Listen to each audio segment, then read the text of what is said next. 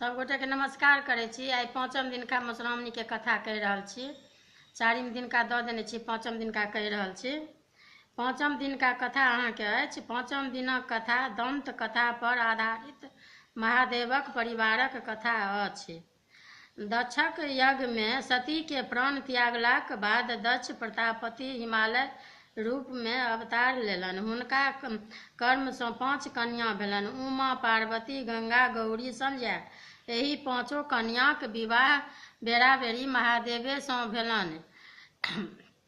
उमा हिमालय के पत्नी मनाइन पहिल पुत्री जखन 5 वर्षक भेलखिन तखनहि महादेव के वर रूप में प्राप्त करबाक कामना सँ तपस्या करबाक हेतु वन विदा भेलीह।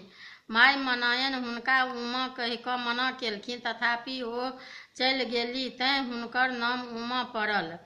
8 वर्षक भेला पर महादेव हुनका तपस्या सँ प्रसन्न भऽ हुनका सँ विवाह कय लेलनि। ई समाचार सुनि मनायन बताही जकाँ करऽ लगली जे फूल सनक बेटी के बुढ़वा वर लऽ जाइत अछि।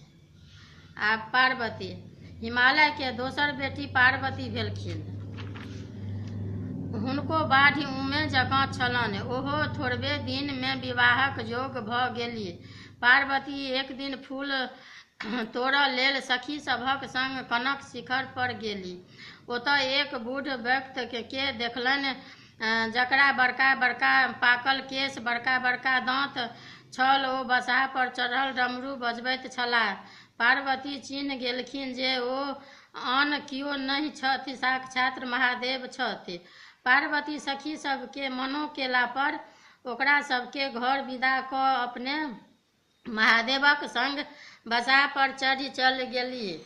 सखी सब घर आबि मनायन के सब बात कहलनि। ओ अपन कपार झाँटऽ लगली जे हमरा कपार में की लिखल अछि जे एना भऽ जाइत अछि, किंतु आब जे भऽ गेल तकर कोन उपाय अछि।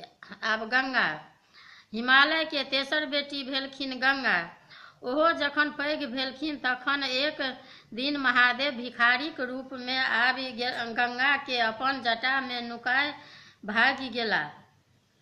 मनायन ई बुझलनि तखन फेर माथ कपार झाँटऽ लगली जे ई बुढ़वा यह धंधा छैक जे हमर बेटी सबके चोरा चोरा कऽ लऽ जाइत अछि।